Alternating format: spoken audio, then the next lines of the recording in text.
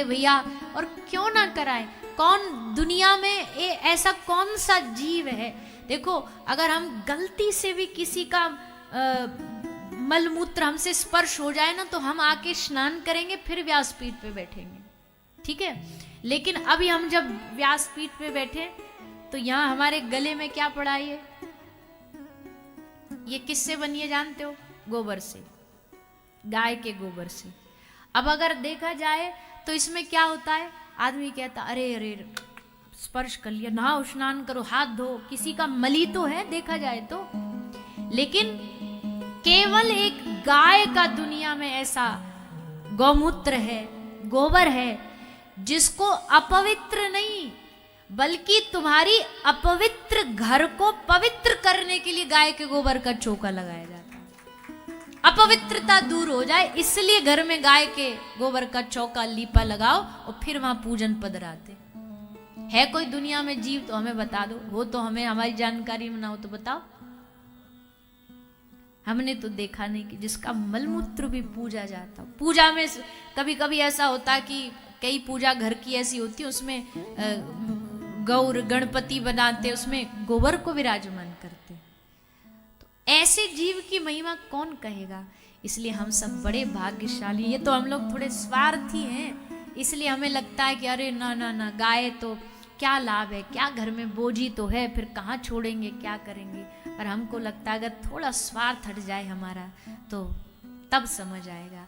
तो या ब्रज में ठाकुर जी के अनेक स्वरूप हैं, उन स्वरूपों में एक स्वरूप है, भैया बोल दो नेक। हम इतनी प्रयास कर रहे हैं कि नेक आप सब जोड़ते बोलो और फिर भी तुम ढीले ढाले पड़े हो। भोजन ना मिला क्या आज? आज हमें पता भी नहीं मेन्यू में क्या है। आज तो हम पूरे सुबह से लेकर के अभी गाड़ी में रास्ता में भागे भागे 2 पराठे धरवा लाए कि हमें धरवा दो, कम से कम हमें कथा करनी है, पता चले व्याजी चक्कर खा के गिर पड़े। तो आज का मेन्यू तो आप ही जानो। खैर, एक भगवत स्वरूप है गाय। और क्या भगवत स्वरूप है ब्रज में? एक भगवत स्वरूप है श्री यमुना महारानी। ये भी भगवत स्वरूप है, हमारी श्री जी का स्वरूप है। यद्यपि पटरानी है, श्री जी की दास हैं, लेकिन कितने संप्रदाय, कितनी परंपराओं में श्री यमुना महारानी को साक्षात श्री जी के रूप में ही पूजा जाता है, उनकी आराधना करी जाती है। तो वो भी ब्रज में एक पहचान है। तो इन 2 पहचानों में, एक गिरिराज जी और एक यमुना जी, आज की पूरी कथा इसी के इर्द गिर्द घूमेगी। बाद में फिर द्वारिका जाएंगे। आप लोग सज धज के भी बैठे हो। अब देखो, हमने कथा लेट करी तो फायदा हो गया ना। 3 से 6 3 घंटे आपको सजने का मौका मिला। अब 6 घंटे देखो मेकअप श्रृंगार आपका काम आ रहा है, एक्स्ट्रा काम आ रहा है। तो लाल आज ठाकुर जी का ब्याह भी है, तो उसका भी उत्सव का आनंद लेंगे।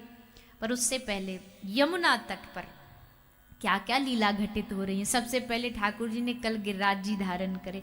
अच्छा, अब एक लीला सुनो। ठाकुर जी गिरिराज जी धारण करे। अब भैया घर का बच्चा कोई बड़ा काम करता है तो सबसे ज्यादा उसकी मैया गीत गाती है। अरे तुमको पता है हमारे छोरा ने PhD कर रखी है, हमारे बेटा ने ये कर रखा, हमारा बेटा बिजनेस करता है, कुछ भी काम करे सबसे ज्यादा उसका गीत मैया ही गाती है। तो यशोदा मैया ये मौका काहे को छोड़ती? मैया बोली गोपिन को गोपी हद हो गई। अरे क्या अद्भुत अद्भुत हुआ, क्या चमत्कार हुआ। लाला के भीतर पतो न कौन घुस गयो बादिन। क्या इतनो बड़ो गिरिराज जी उठा लियो, 7 दिना तक एक अंगुरिया पे है काई की हिम्मत गिरिराज जी उठाने की।